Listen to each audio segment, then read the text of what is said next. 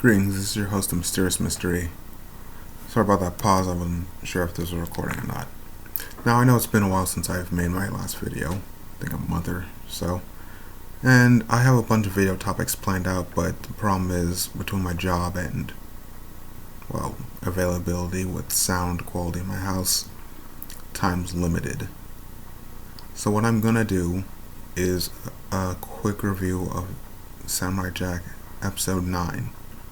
I'm also planning on doing a review of the final, also a full-on season review. That's why I haven't been doing episode by episode, even though I kind of wanted to, but I decided, why do all the effort when at the end I'm just going to make a full review of it all.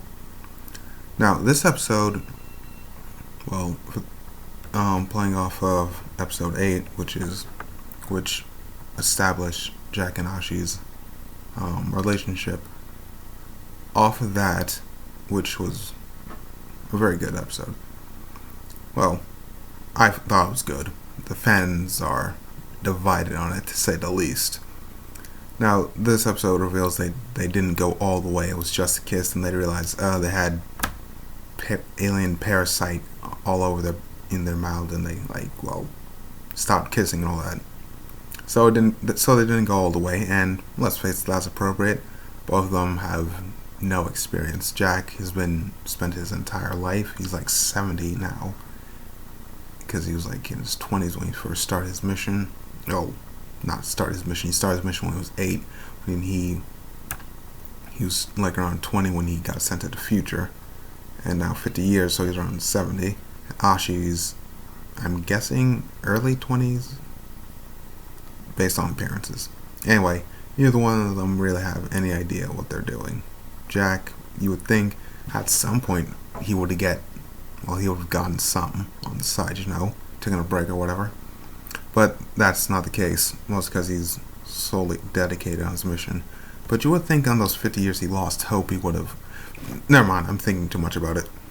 Anyway, so this episode, it's like, it was odd at the beginning, kind of slice of life, okay, I'm gonna go find clothes, cook food, just small things that I guess a couple would do in this post-apocalyptic. No, it's not really post-apocalyptic. It's dystopian future.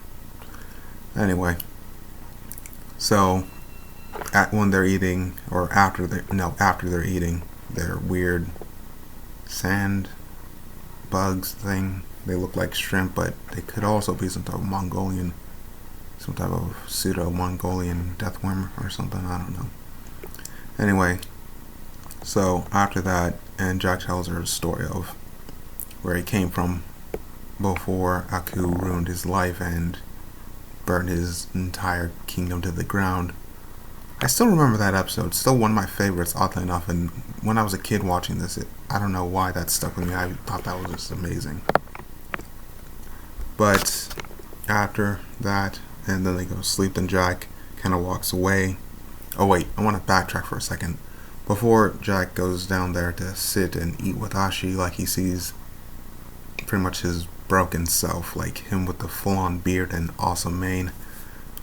And he, and pretty much telling him, be careful, this has never happened before, yeah. So then Jack, jumping back forward, Jack leaves Ashi at the middle of the night, or I guess early morning. Then he finds the Guardian's time portal with what seems to be new bodies there. The Guardian's been busy. And then he sees the time portal's been broken, which was confusing since I thought, this is going to be the last time portal, and this is how he gets back to the past. Nope. The portal's destroyed. The Guardian's dead. May God rest his soul.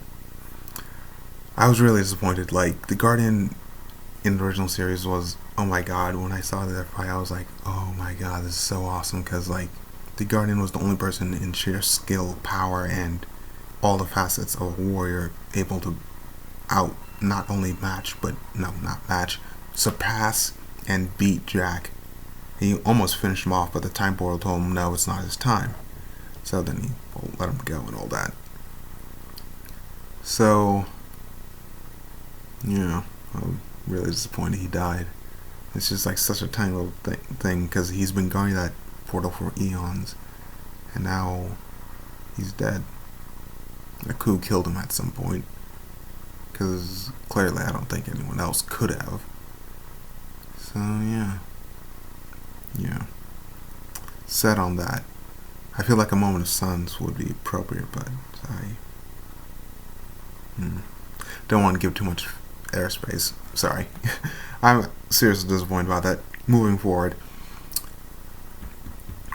Ashi catches up with Jack, and Jack tells her over the years he's met people who he's considered family, people he's fought alongside, friends and all that, and he's seen them die, and all that's left is the memories. And that goes back to something he said earlier, where he said the memories of my home are the only thing that keeps me going, because that's the only way I'll see them again, because all the time portals are destroyed. And yeah, so he's not feeling chipper, which is, I guess, appropriate considering everything he's been through. So yeah. So Ashi tells him, "Don't worry, I won't become a memory. I'll fight alongside you and we'll defeat Aku." And if she was just a regular person, this might have been actually really cool, because as much as it comes to physical ability, she's Jack's equal. Like, everything he can do, she can do as well. And yeah. And I guess she would count as younger, but he has an immortal body or something. Yeah, he has an immortal body, which is pretty cool. So I guess she technically counts as younger, but, only in the technical sense. So then, Scaramouche, which I was really glad he survived his initial fight, tells Aku that Jack lost his sword, and I know Aku just kind of gave up on fighting Jack, like figured time would kill him, but in the 50 years he never like popped open his magic portal and looked. I find that amazing. Like, wow, Aku, you dropped the ball like you wouldn't wow, Aku. If you weren't an indestructible, pure form of darkness, I'd go over there and smack you. And and the fact that you're fictional.